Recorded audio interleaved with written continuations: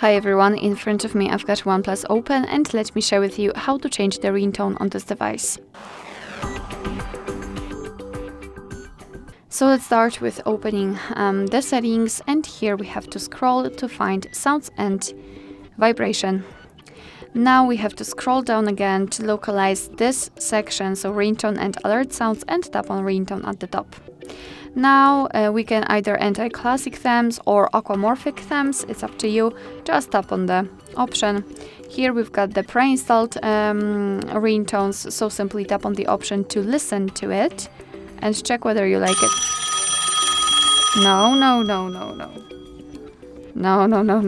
I should have checked it before I've done it. Okay. So this is how you do it. Just tap on it to check the ringtone and whether you like it or not. And after deciding, so let's pretend I want this nature option to be set. Make sure that it is marked and go back. And as you can see, it is immediately notified right here, which means that from now on your device will use the chosen ringtone to notify about the incoming call. Alright, so that will be all. Thank you so much for watching. I hope that this video was helpful, and if it was, please hit the subscribe button and leave the thumbs up.